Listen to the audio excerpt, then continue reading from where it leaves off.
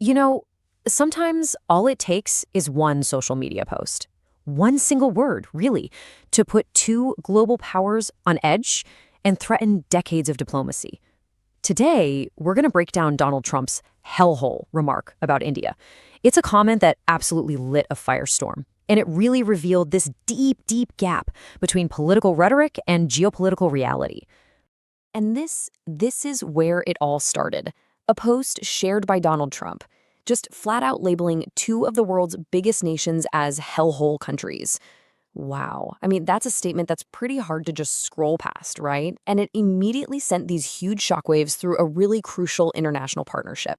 So after a bit of a silence, one that everybody noticed, by the way, India's official response came out, and it was sharp, it was clear. The government called the remark uninformed, inappropriate, and in poor taste. And just like that, the diplomatic lines were drawn. All right, so let's dig in. What exactly was it about this comment that made it so, well, so explosive? We've got to peel back the layers here.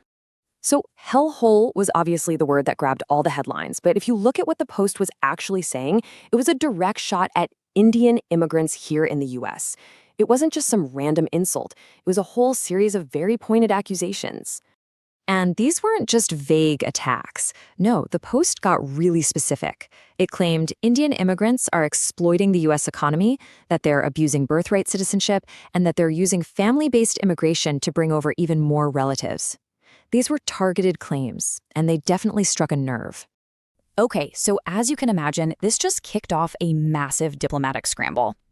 Let's talk about that first big ripple effect, the frantic damage control that started happening on both sides of the world. Over in India, at first, a lot of people felt the government's response was, well, kind of weak. Social media just blew up with people demanding a much stronger, tougher stance. And it was really only after that huge wave of public pressure that the government came out with that firm, official condemnation we saw. Meanwhile, at the same time, back in the US, you had a completely different kind of chaos going on.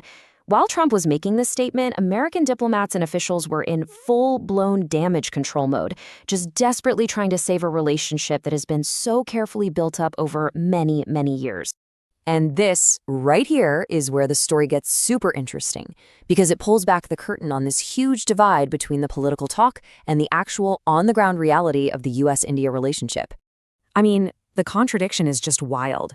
On one hand, you've got the hellhole country comment, but then on the other hand, you have Trump himself, who in the past has called India a great country.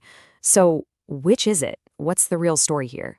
Because when you tune out all that noise and just look at the cold, hard numbers, the picture is completely different. We're talking about an economic partnership between the US and India that's projected to hit $500 billion by 2030. You just don't get that kind of number in a hellhole relationship. That's a partnership that's a cornerstone of the global economy. And this isn't just about money, you know? This economic connection is hugely important for both countries. For the US, it's a critical part of its manufacturing supply chain. For India, it's a huge engine for economic growth. In fact, you've got analysts arguing that this partnership is now actually more important for the US than some of its older traditional alliances in Europe. But look, beyond all the high-stakes economics and diplomacy, this kind of rhetoric has a real human cost. It hits the Indian diaspora, the people living in the United States, right where they live. Suddenly, a lot of people in the Indian American community are having to ask themselves this really tough, really personal question. Is that American dream, the whole reason many of them or their families came here, is it starting to fade away? And you can see this shift happening in the numbers. Get this. A recent poll found that 40%, that's 4 out of 10 Indian Americans, are actually thinking about leaving the United States. I mean, for a community that's so often held up as a model of immigrant success, that number is just, wow, it's truly shocking. So why? What's driving this? Well, it really boils down to a few key things. A real increase in racism, both online and in person, a political climate that just feels hostile, and this growing feeling that the job opportunities that once defined America just aren't what they used to be.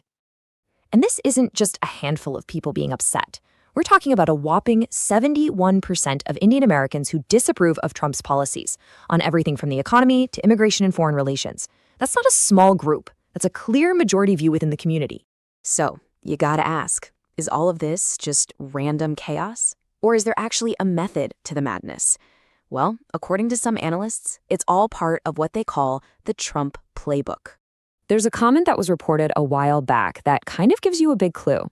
Trump reportedly asked, why can't we get immigrants from Sweden or Norway? And that really tells you a lot, right? It suggests the issue isn't with immigration itself, but with where the immigrants are coming from. And once you see that, you can see this three-step pattern that just plays out over and over. Step 1, say something controversial, something inflammatory. Step 2, that gets the core political base all fired up. And then step 3, you just let the rest of the government, the diplomats and officials clean up the mess with your allies. It's a cycle.